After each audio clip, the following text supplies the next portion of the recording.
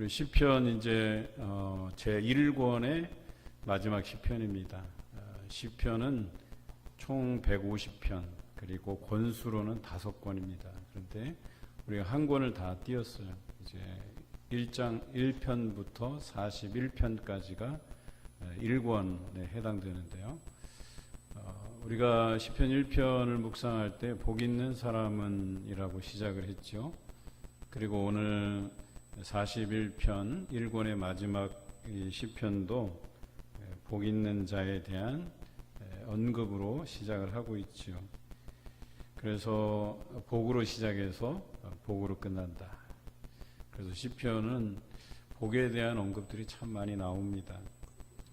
그런데 어떤 사람들이 복되냐라고 하는 것에 대한 질문들이 있을 수 있겠는데요. 오늘 성경에는 가난한 자가 복되다 이렇게 기록하고 있습니다. 특별히 오늘 다윗은 병상에서 오늘 이 시편을 읊고 있어요. 병상에서 드리는 기도라고 할 수 있는 시편입니다. 오늘 시편에는 세 가지 부분으로 나눕니다.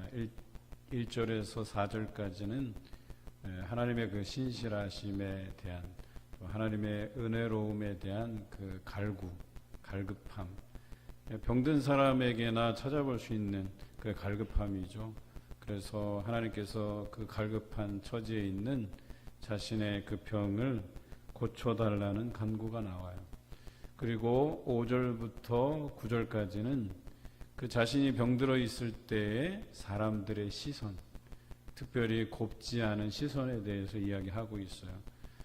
자신이 병든 것에 대해서 당연하다 여기는 사람들, 또 그것에 대해서 악담하는 사람들, 또 병문안 오지만 겉으로는 좋은 말만 하지만 나가서는 그 안에 쌓인 악들을 토해내는 사람, 그러니까 거짓말하는 사람들이죠. 이런 사람들에 대해서 고백하고 표현하고 있죠. 그리고 10절부터 마지막 절까지는 그래도 하나님께서 자신을 신실하게 사랑하셔서 결과적으로 자신을 세워주실 것이고 그것으로 인해서 악한 자들을 보복하게 한다. 즉 원수 갚는 일들을 하나님께서 가능하게 하신다. 그리고 그것으로 인해서 많은 사람이 자신을 보고 하나님께 영광을 올려드릴 것이다 라고 하는 그런 시편입니다. 1절부터 3절까지가 이 하나님께 아뢰는 기도를 하는데 자신에 대한 그 처지를 먼저 아뢰고 있지가 않아요. 성경에 보면 그라고 하는, 그러니까 자신이면 나를 이렇게 표현해야 되는데 나를 이라고 표현하지 않고 그를 이라고 표현하고 있어요. 여기서 말하는 그가 누구냐, 오늘 본문 1절에 나와 있습니다. 우리 같이 읽어보겠습니다. 가난한 자를 보살피는 자에게 복이 있으며 재앙의 날에 여호와께서 그를 건지시리로다. 예, 그가 누구예요? 가난한 자를 보살피는 자라고 표현하고 있어요. 그러니까 가난한 자에게 선대하는 자, 그를 보살피는 자, 그에게 진심으로 대하는 자가 복이 있을 것이다. 이렇게 표현하고 있거든요. 그렇다면 여기서 말하는 가난한 자가 누구냐? 여러 가지로 해석이 되죠. 우리가 잘 아는 선상순 마태복음 5장에는 심령이 가난한 자라고 표현되어 있습니다. 많은 신학자들이 이 본문을 해석할 때는 어떤 영적인 상태에 국한시켜서 해석하려는 의도가 있어요. 그런데 누가복음 6장에 이 팔복에 대해서 누가복음 6장부터는 사복, 사화에 대해서 기록하고 있어요. 그 중에 첫 번째 복이 가난한 자는 복이 있다 이렇게 표현하고 있거든요. 그런데 마태복음은 심령이 가난한 자고 누가복음은 가난한 자예요. 무슨 차이가 있냐? 그의 공동체를 보면 알 수 있어요. 이제 마태를 따르는 마태 공동체가 있었고 누가를 따르는 누가 공동체가 있었어요. 근데 마태 공동체는 주로 유대인들을 위한 그룹들이에요. 그러니까 조금 한정적이에요. 그러니까 그룹이 크지 않다는 얘기예요. 그런데 누가복음은 유대인들도 있고 그러니까 유대인들 중에 예수 그리스도를 믿고 회심한 부류들도 있고 거기에는 이방인들도 많이 섞여 있었다는 얘기예요. 그런데 왜 누가의 그룹이 그렇게 덩치가 크냐? 그러니까 그가 그 말씀을 그 예수 그리스도께서 주신 말씀들을 기록하고 해석함에 있어서 굉장히 폭이 넓었다라고 하는 거예요. 그래서 누가복음에서 말하는 이 가난한 자에 대한 언급은 이 누가복음 전체를 읽다 보면 느껴져요. 그래서 누가복음의 별명이 뭐냐면 가난한 자의 복음이라고 이야기를 해요. 그러니까 심령에 대한 부분, 영적인 부분만 터치한 게 아니에요. 그러니까 누가복음에서 가난한 자는 첫째는 경제적으로 어려운 사람, 정말 가난한 사람, 이런 사람을 포함해요. 두 번째는 오늘 이 시편에서 느끼는 것처럼 병든 자들, 육신이 약한 자들. 세 번째는 마음과 정신이 약한 사람들, 자주 흔들리고 또 쉽게 상처 입고 그것으로 인해서 고통받고 하는 사람들을 의미해요. 또 네 번째는 사회적으로 소외된 사람들, 고아나 과부나 객, 즉 나그네죠. 이런 사람들을 의미해요. 또 다섯 번째는 이 마태복음에서 얘기하는 심령이 가난한 사람들.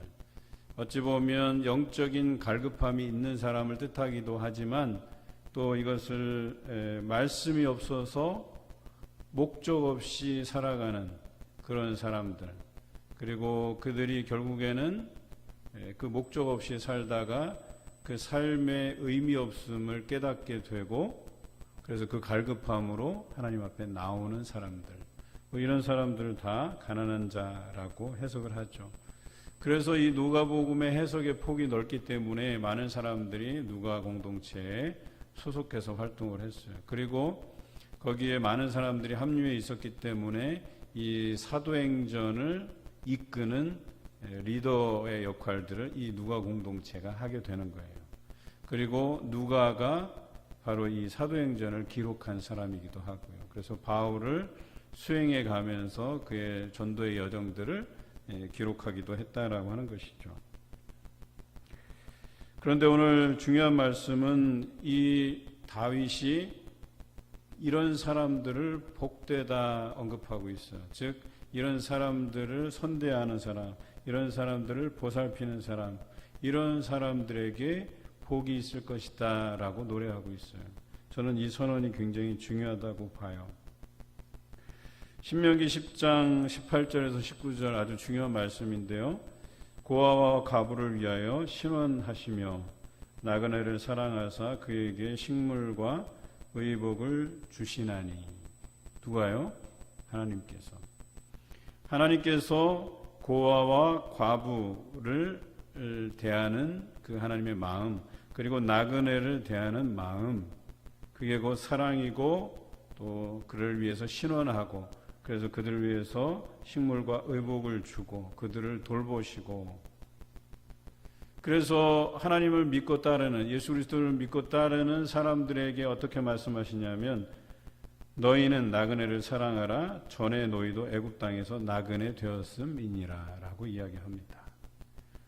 하나님께서 여러분들이 나그네 되었을 때 여러분들을 보호하시고 또 여러분들을 보살피시고 선대하고 신원하고 사랑하고 또 여러분들에게 식물과 의복을 주셨듯이 여러분들도 그런 사람에게 똑같이 선대하라, 그들을 돌보라고 이야기합니다.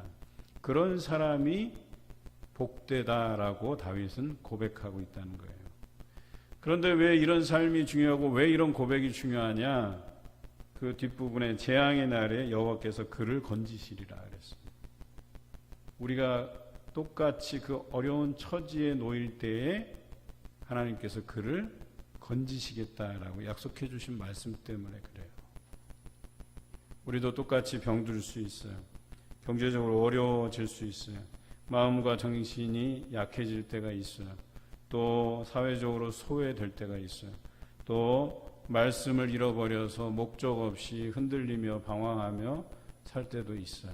그때에 과거에 내가 그 가난한 자들을 선대했던 그 기억으로 인해서 그런 재앙의 날에 여호와께서 나를 건져주시기 때문에 그런 사람이 복되다고 이야기하는 거예요. 여러분, 손해나는 것이 없어요.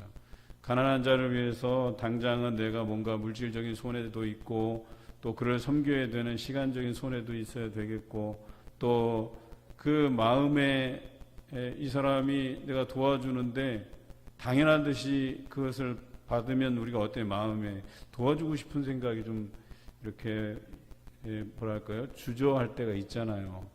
야, 저 사람 그렇게 뻔뻔하게 그렇게 도움을 받냐 이렇게 생각할 때도 있잖아요. 내 마음에 불편함이 있잖아요.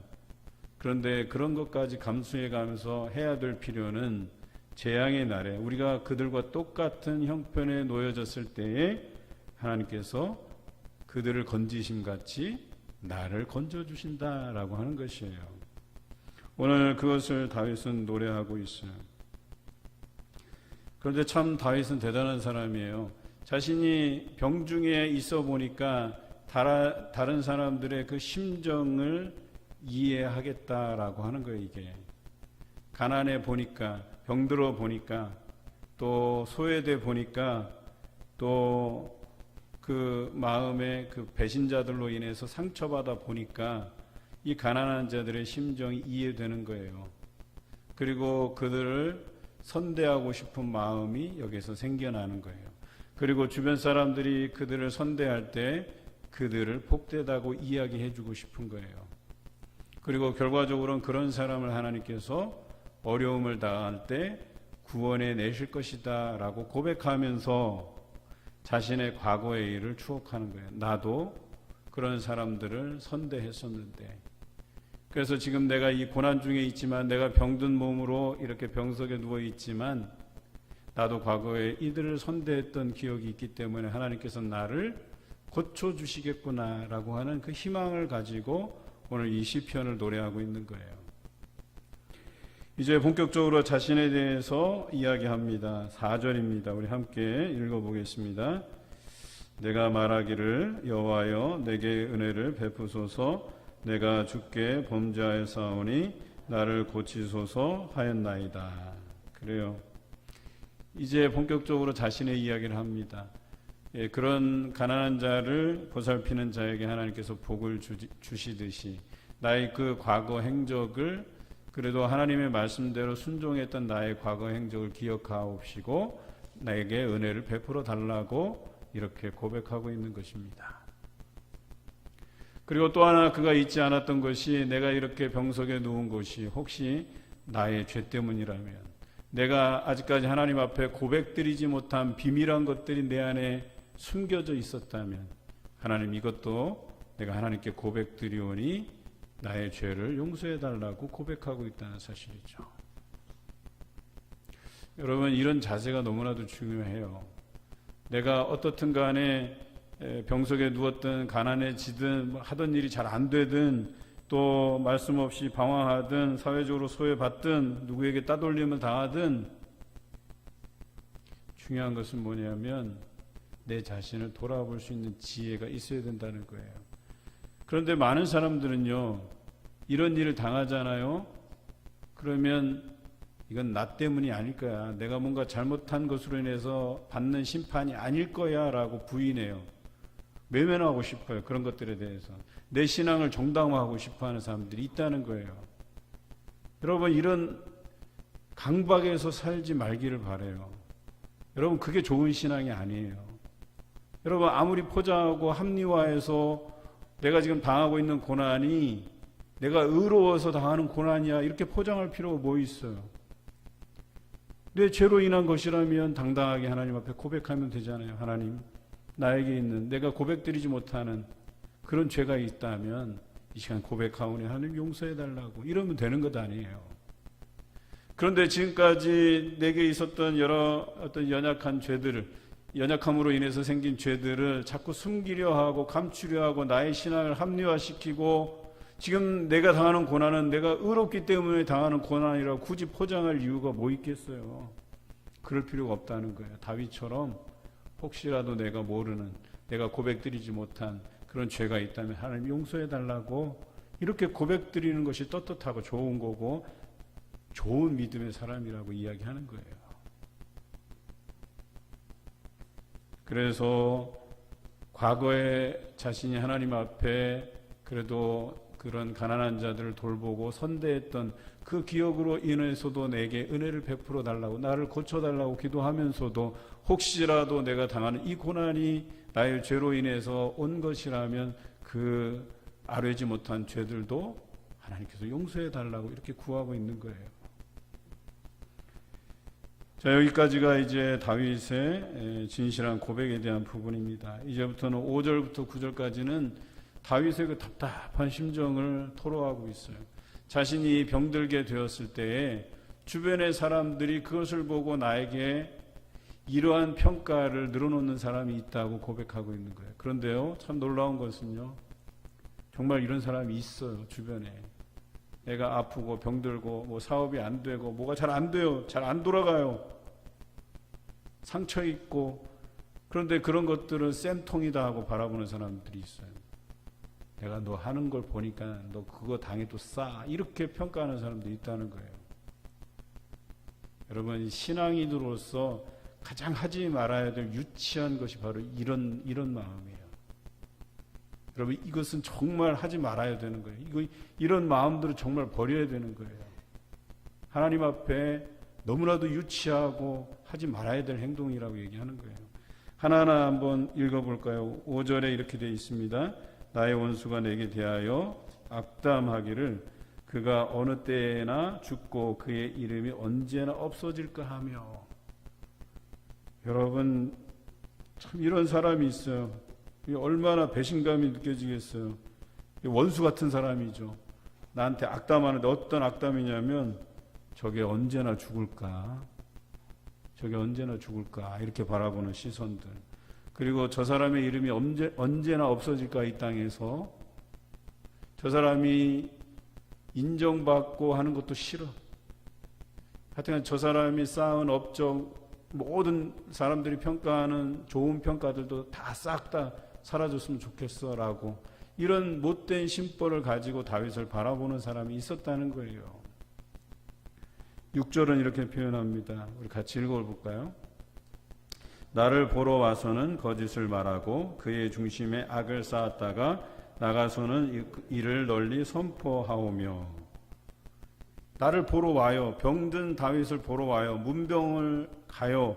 그런데 보고 어우 아프지, 힘들겠다, 고생스럽다, 이렇게 얘기해놓고 나가서는 악담을 퍼붓는 거예요. 이 마음에 악을 쌓고 두 얼굴을 가지고 그 사람이 볼 때는 좋은 이야기를 하고 나가서 그를 보지 않을 때는 아유 저래도 싸, 내 저럴 줄 알았어, 이렇게 이야기하는 사람들.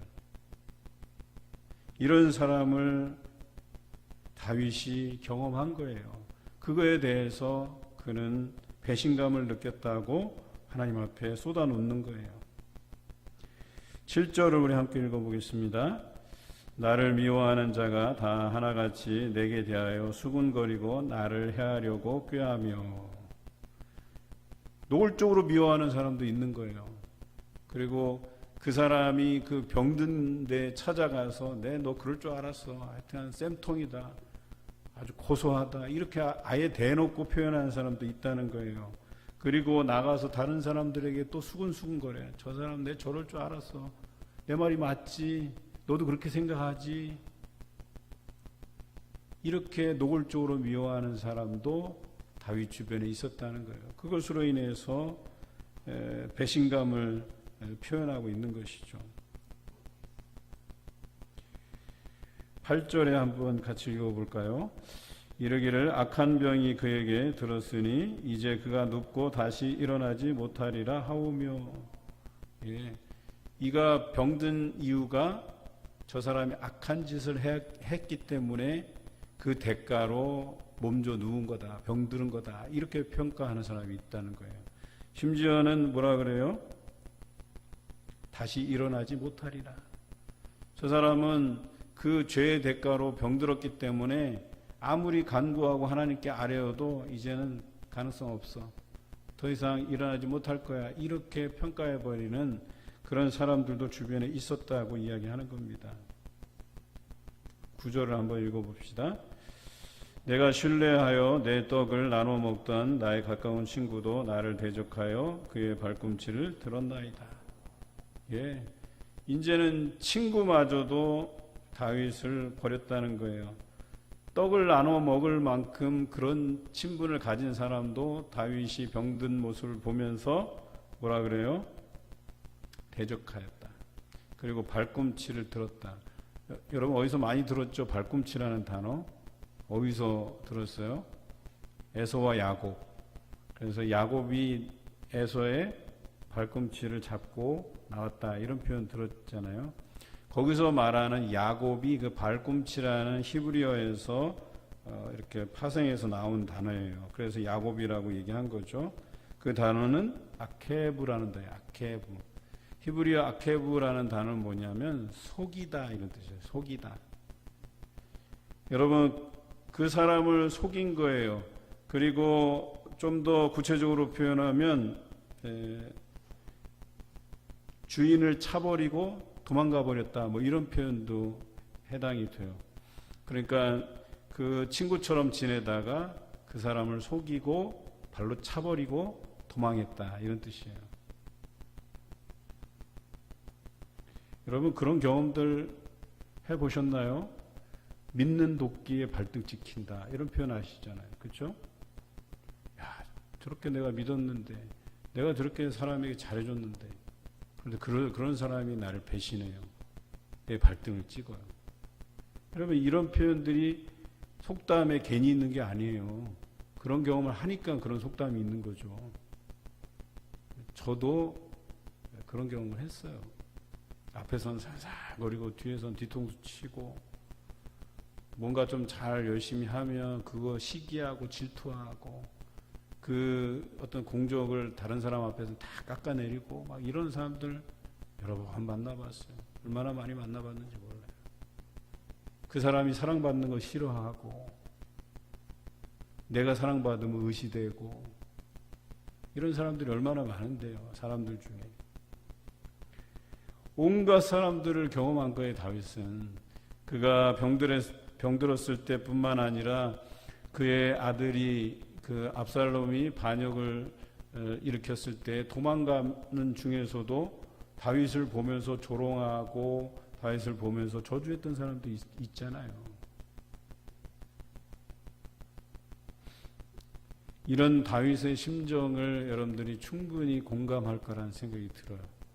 여러분들이 어려움 당해봤을 때 그것을 보고 잘됐다 하고 저주하고 노골적으로 이렇게 시비 걸고 박수치고 그랬던 주변에 여러 사람들 있지 않습니까? 오늘 다윗이 자기가 어려운 거 괜찮은데 이 주변에 그런 사람들이 널려 있다는 거예요. 사람들로부터 오는 그 배신감을 그가 경험했다는 거예요. 그런데 이것으로 끝나면 다윗이 믿음 있는 사람이라고 할 수는 없겠죠. 이런 온갖 조롱, 배신감의 경험을 함에도 불구하고 다윗은 10절부터 마지막 절까지 하나님을 신뢰해요. 그럼에도 불구하고 우리 하나님은 내게 대하여 신실하시다. 이렇게 표현하고 있어요. 하나님께서는 우리에 대해서 신실하신 분이에요. 변함이 없으신 분이에요. 지금까지 우리를 이끌어 주셨듯이 앞으로도 우리의 삶을 이끌어 주실 분이고 지금까지 나를 돌봐주신 것처럼 이후에도 나를 돌봐주실 분이시다라고 하는 것에 대해서 한치도 흔들림이 없어요. 다윗은 그런 고백을 드리고 있는 거예요. 그래서 믿음이 대단한 사람이라는 거예요. 앞에서 5절에서 9절까지 그 인간에게서 오는 그 배신감들을 아주 처절하게 표현하고 있지만 그럼에도 불구하고 하나님은 나에게 신실하시고 내가 그것으로 인해서 만족하다라는 표현을 하고 있는 거예요. 성경에 보니까 그러하오나 주 여호와여 내게 은혜를 베푸시고 나를 일으키사 내가 그들에게 보응하게 하소서라고 기도하고 있어요. 그러니까 하나님께서 내게 신실하시고 여전히 내게 은혜를 베푸시기 때문에 그 은혜로 인해서 내가 이 병중에서 일어설 것이고, 일어서서 나를 괴롭혔던, 나를 조롱했던 그 원수들에게 보응하게 하신다라고 하는 거예요. 보복하게 하신다, 갚으신다라고 이야기하는 거예요. 다른 표현으로 해볼까요?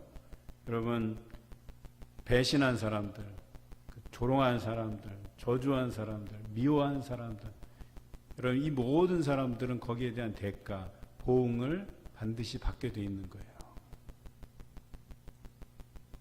누가? 하나님께서 보응하신다는 거예요. 그것을 갚으신다라고 오늘 성경은 이야기합니다. 여러분, 여러분이 미워하는 사람 있을 거예요. 저도 한때 미워하는 사람이 있었으니까. 그 미워하는 감정이 들잖아요.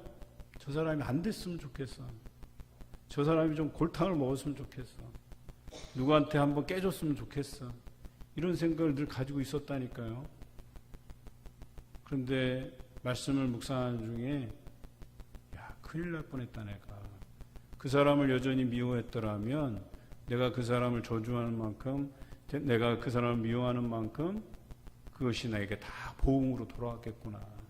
내가 오히려 하나님 앞에 심판을 당했구나, 당했었겠구나 하는 생각을 하게 돼요. 제가 강단에서 사랑을 이야기할 때 항상 그것이 마음에 걸렸어요. 사랑하라는 말을 자유롭게 못했어요. 왜? 내가 사랑하지 못하니까 그 사람을.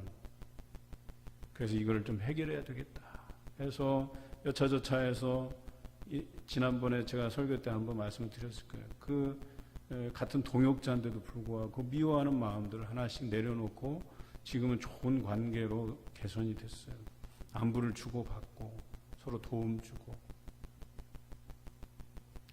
그래서 이제는 자신 있게 뭔가 누구를 사랑하라고 이야기하는 것에 대해서는 그래도 조금 자유로워졌어요. 그런데 그렇지 못했다면, 지금도 여전히 미워하고 그 사람을 저주하고 저 사람 안 됐으면 좋겠다고 이런 심보를 가졌더라면 그대로 제가 하나님의 심판이 제게 보응으로 왔을 거예요. 제가 어려움을 당했을 거란 말이에요.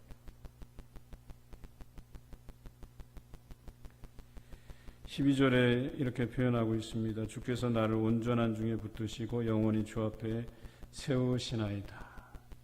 여러분, 11절과 11절을 통해서 우리가 알 수 있는 것, 오늘 중요한 말씀인데요. 다윗은 자신이 병들어 있을 때에 하나님께서 신실하시기 때문에, 내게 은혜를 주실 것이기 때문에 내가 이 병 중에서 일어설 것에 대해서 알았어요. 그리고 하나님께서 원수 같은 이들에게 보응하시는 것, 갚아주실 걸 알았어요. 그런데 이것으로 기뻐한 게 아니에요. 그 원수가 갚아주시는 것으로 인해서 통쾌하다, 내가 즐겁다, 기쁘다 이렇게 표현한 게 아니라는 거예요. 그가 기뻐한 것은 뭐냐면 주께서 나를 기뻐하시는 줄 알았기 때문에 기뻐한 거예요. 원수가 갚는 것은 나중 일이에요. 그냥 후차적인 문제예요. 그러거니 말거니. 그냥 나를 이 병 중에 두시지 아니하고 내게 은혜를 베풀어 주셔서 내가 일어서게 해 주신 것, 그것 하나만 가지고도 하나님께서 여전히 나를 기뻐하시는구나, 나를 긍휼히 여기시는구나, 그것으로 인해서 다윗이 기뻐했다는 거예요.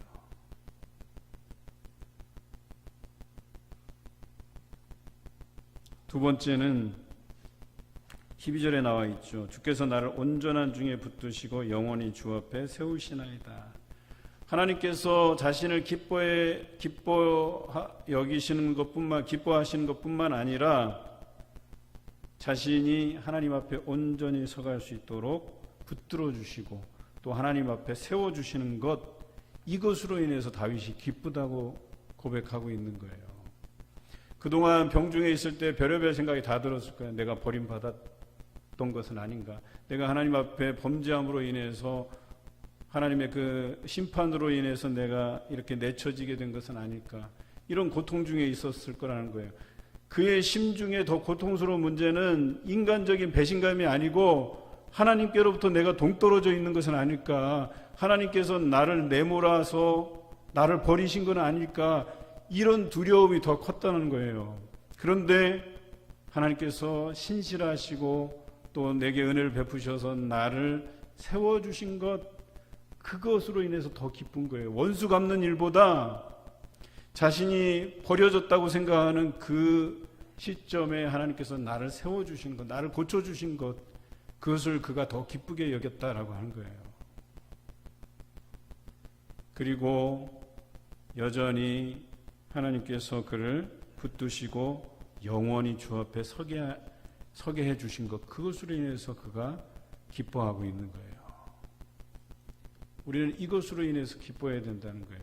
여러분, 우리 믿음의 수준이 이래야 돼요. 나를 이 병중에서 고치셔서 나를 조롱했던 사람들, 저 사람들에게 뭔가 시원한 복수를 해주고 그 사람들 말이 틀렸다라는 것을 증명해 보여주고 싶고, 이런 것으로 인해서 기뻐하는 게 아니에요. 이런 것으로 기뻐하는 것은 아주 수준 낮은 믿음이라는 거예요. 하나님이 나를 여전히 사랑하시는구나, 나를 기뻐하시는구나, 나를 주 앞에서 영원히 세워주시는구나, 이것으로 인해서 우리가 기뻐해야 된다라고 성경이 기록하는 겁니다. 다윗은 그것을 기뻐했던 사람이에요. 그래서 하나님께서 다윗을 기쁘게 여기시는 거예요. 그런 모습 때문에. 그런데 개인적인 신앙 고백에서 그치지 않고 우리가 지금까지 묵상해온 시편들을 보면 그것으로 인해서, 나에게 일어난 일들로 인해서 많은 사람이 하나님의 이름을 영광되이 찬송하기를 원하는 마음이 그에게 있었다는 거예요. 우리 앞에 본문처럼 그런 가난한 자들을 보살피는 모든 이들에게 하나님께서 복되게 하신다, 이렇게 고백하는 것처럼 그의 이 시편의 고백이 나를 위한 고백뿐만 아니라 보편적인 사람들, 가난한 자들을 살피는 사람들, 또 나와 같이 하나님 앞에 구하여서 이 병든 중에 새롭게 함을 입고 또 기뻐하시는 그런 사람들, 그런 모든 사람이 하나님을 칭송했으면 좋겠다 하는 그런 바람으로 오늘 시편의 마지막을 장식하고 있어요. 13절 우리 함께 읽어볼까요? 이스라엘의 하나님 여호와를 영원부터 영원까지 송축할지로다. 아멘, 아멘. 오늘 자신의 그 병중에서 하나님께서 세워주시고 원수 갚아주시고 또 신실하게 나를 기뻐하시는 줄 내가 알았고, 또 나를 하나님 앞에 영원히 세워주신 것으로 인해서 내가 기뻐할 뿐만 아니라 이것을 바라보는 온 이스라엘이 하나님을 찬송하게 해달라고 기도하고 있는 거예요.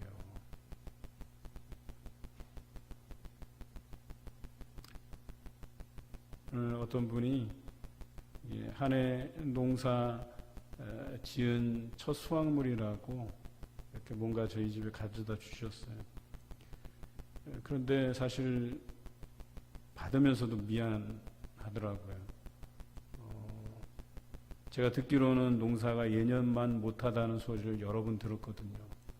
그래서 농사 짓는 분들이 그런 어려움에 처해 있었고, 또 햇빛이 많이 나주면 좋았는데 또 비가 또 많이 와서 농작물에 여러 가지 타격을 입으신 분들도 계시는데, 그리고 제가 아는 선에서는 그 두 분이 다 그런 어려움을 겪었을 터인데 이걸 가져다 주는데 제 마음에 참 미안한 마음이 있어요. 그런데 한편으로는 그분들의 또 마음 안에서는 또 농사는 둘째치고 이렇게라도 하나님께서 주신 은혜들에 대해서 주의 종을 공개하고, 만약에 이분들이 거기에 대한 기쁨을 가질 수만 있다면 또 하나님께서 그 마음을 기쁘게 여기시고 받으시겠구나. 그래서 신실하신 그 하나님께서 그를 언젠가는 우뚝 세워주시겠구나. 그 농작물이 잠시나마 그런 피해를 입고 어려움을 겪었을지라도 신실한 그 하나님께서 그의 그 종들을 섬기고 공개함을 통해서 기뻐하는 그 모습을 보면 하나님께서 더욱 그에게 풍성함으로 베푸시겠구나 하는 그런 마음이 있어요. 그런 마음이 생겼어요. 그리고 더 기도하게 되더라고요. 저분에게 하나님께서 크신 은혜가 함께해 주셨으면 좋겠다 하는 생각을 가지면서, 한 가지는 아마 이런 분들이 그런 하나님께 대한 놀라운 그런 기적들을 경험해 가시면서 많은 사람들에게 정말 하나님께서 도우셨다, 하나님께서 함께해 주셨다, 이런 것들을 널리 알려주셨으면 좋겠다 하는 생각으로 기도하는 거예요. 그런데 다윗의 고백으로 우리가 믿음을 가지고 따진다면 반드시 그런 일이 있을 것이다 라고 하는 거예요. 여러분들이 잠시나마 가난한 자들로 살아갈 수 있어요. 육신이 병들고 경제적으로 어려움을 당하고 소외되고 마음의 병이 들고 또 말씀 없이 방황하던 그 삶에서 하나님께서 돌보시고 여러분을 사랑하셔서 회복해 하시고 여전히 내가 너를 기뻐한다 말씀하시고 주님 앞에 여러분들을 세워 가실 것이라는 거예요. 여러분을 통해서 많은 사람이 하나님께 영광 돌리는 일들을 하나님께서 보여주실 것이다 라고 하는 것이죠.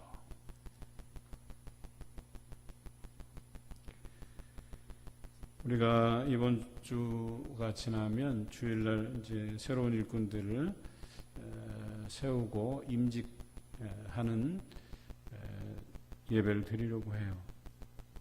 저는 바람이 있어요. 이 임직자들이 한 11주간 이렇게 교육을 받았거든요. 교육이 뭐 쉬운 게 아니에요.